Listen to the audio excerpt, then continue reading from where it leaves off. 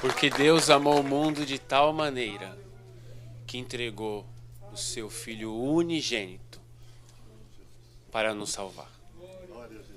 O amor de Deus resultou em uma entrega. Ele entregou o próprio Filho. O Filho nos amou. E o amor do Filho resultou em uma entrega. Ele foi para aquela cruz de livre e espontânea vontade. Ele se entregou.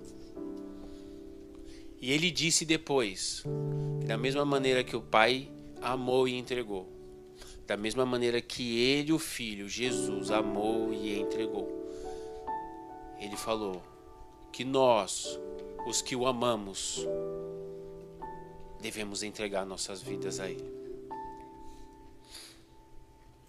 Hoje nós vamos celebrar a ceia do Senhor. Nós vamos relembrar que ele se entregou por nós. Nós vamos relembrar que no domingo ele ressuscitou vencendo a morte. Glória a Deus. E ele espera de nós hoje uma entrega. Ele espera que o seu amor seja manifesto, seja manifestado em uma entrega, um ato de entrega. O texto bíblico diz que antes de tomar a ceia, nós devemos nos sondar os nossos corações e ver se em nós há algum caminho mau. E assim confessar o pecado, resolver espiritualmente com Deus e tomar a ceia. Mas hoje eu tenho um convite diferente para você. Você que já é cristão, você que já entregou a vida a Jesus, você que já vive nessa realidade do Cristo ressurreto. Eu convido você a orar e perguntar para Deus o que você precisa entregar. O Senhor Deus tem falado conosco sobre entregar os sofismas. O que é um sofisma, irmão? Sofisma é algo que você acredita como verdade, mas que não é uma verdade. São as fortalezas da mente que o apóstolo Paulo diz. E tem muitas pessoas que vivem acreditando em coisas, colocando a vida, a energia, os planos em verdades que são falsas. E eu não estou falando de outro Deus, eu não estou falando de outra religião. Lembra que eu comecei dizendo para você que já é cristão, que já recebeu Jesus como seu Salvador. Muitas pessoas estão travadas na vida porque estão vivendo baseadas em uma mentira. Um sofisma é quando você acredita muito em algo. Você coloca a sua energia naquilo, você vive por aquilo e depois você descobre que aquilo era uma mentira. De repente alguém falou que você era um derrotado e você vive a sua vida acreditando nessa mentira como se fosse verdade, e aí você coloca toda a sua energia para vencer essa afirmação que alguém te disse no passado. Só que você nunca vai conseguir vencer, porque é uma mentira. De repente alguém te disse que você é depressivo. De repente alguém te disse que você tem uma doença. Aí você pega aquilo para você. E obviamente, na maioria das vezes a ciência está certa, os médicos acertam. Mas algumas vezes não. E você pode basear sua vida inteira em uma falsa verdade. Para você, uma verdade que está te atrasando. De repente alguém falou para você que você seria um cantor. De repente alguém falou para você que você seria um missionário. E isso pode ser uma mentira.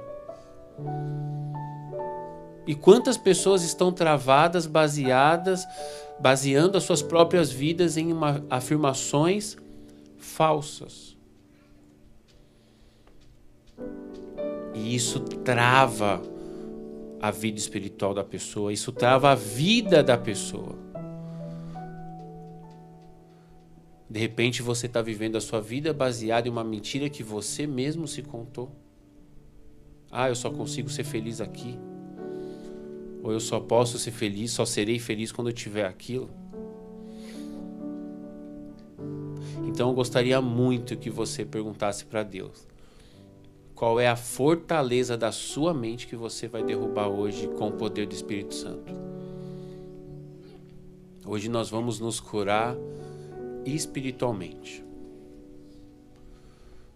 E presta atenção, não estou falando de libertação do inimigo, não. Estou falando de uma coisa que você assume como verdade na sua própria vida. E essa verdade te limita. Eu quero orar com você. E eu quero que você seja sincero na sua oração com Deus. Perguntando para Ele: Senhor, o que tem atrasado a minha vida? Senhor, qual é o sofisma, qual é a verdade que eu acredito, mas que não é verdade? De repente te chamaram de um nome, de repente te falaram que você só seria alguém na vida se fizesse tal coisa. De repente você coloca um peso para um objeto e aquele objeto não tem aquele peso na vida real, e você coloca um peso de cura quando eu tiver isso, quando eu alcançar esse lugar. E eu não sei se você consegue perceber o quanto isso pode nos limitar. Porque suponhamos que você acredite que...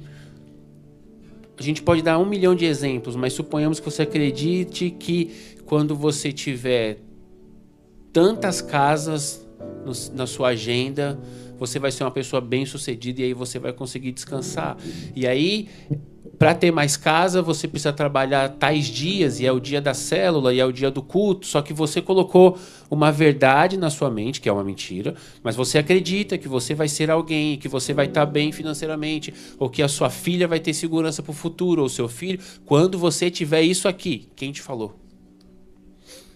Só que esse exemplo que eu dei pode ser qualquer coisa. Pode ser quando eu casar, não sei o quê. Quando minha mãe vier do Brasil para cá, não sei o quê. Quando eu estiver cantando no palco com o microfone na mão, não sei o quê. E aí isso está te limitando. Porque enquanto essa verdade, que é uma mentira, não acontece, a sua vida fica ao redor dela, ela se torna um ídolo para você. Aí você vai ficar bravo, no exemplo do microfone e do palco, você vai ficar bravo porque não te deram espaço. Ou você vai ficar bravo de repente porque você não alcançou esse espaço. Eu espero que você entenda que isso vale para tudo na vida.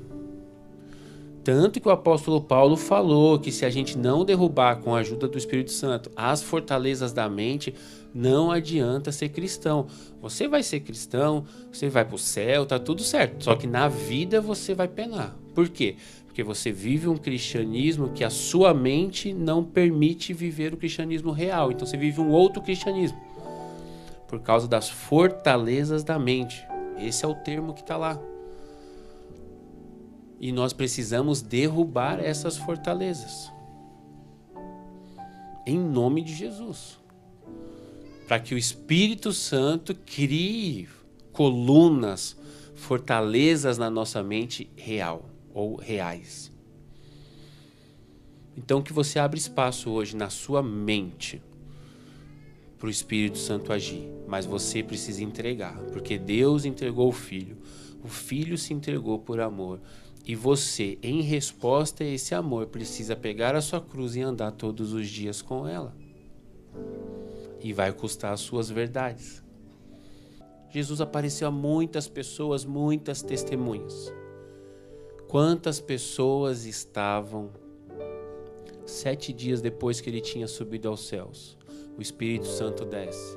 Quantas pessoas estavam na reunião? 120 pessoas. Onde estavam os 500 que viram Jesus? Sofismas, falsas verdades. Ele não fez isso. Eu achava que ele ia restaurar o reino a Israel. Por fim, os discípulos no caminho de Emaús voltavam tristes para casa, dizendo: não era este? Não era esse homem? Ele não tinha o respaldo dos profetas? Ele não falou sobre ele mesmo que ele era o Messias?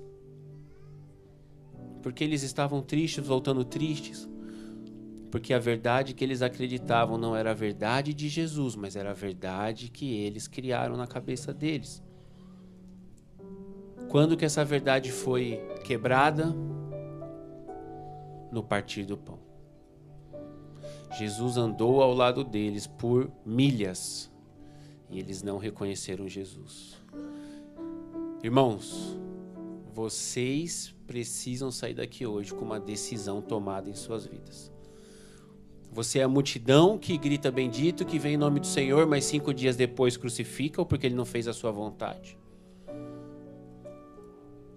Ou você é uma das testemunhas que viram no vivo após a morte, mas que não aguentaram 7 dias e não receberam a bênção do Espírito Santo.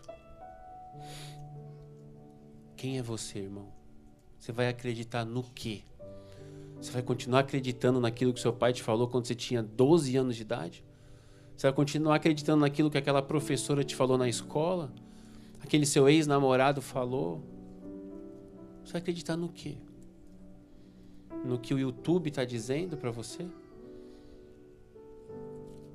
Lembre-se sempre dos discípulos no caminho de Emaús. Existe a possibilidade de você andar milhas com Jesus ao seu lado, ouvindo Jesus,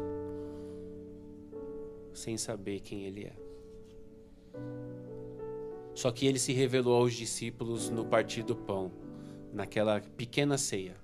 E nós faremos isso agora. Nós vamos juntos comer a ceia do Senhor, relembrando que Jesus foi à cruz por nós e que ressuscitou ao 3º dia, vencendo a morte. Você, crente, não morre mais. O seu parente que morreu não está morto em Jesus, não está morto, ele está vivo.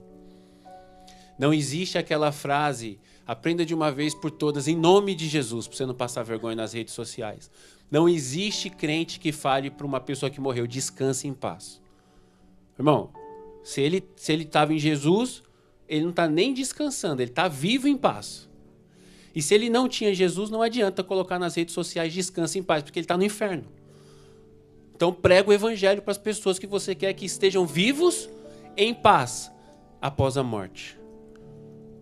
Porque Jesus está vivo. E nós estaremos com ele na glória um dia. Ou quando morrermos aqui, ou quando ele vier nos buscar.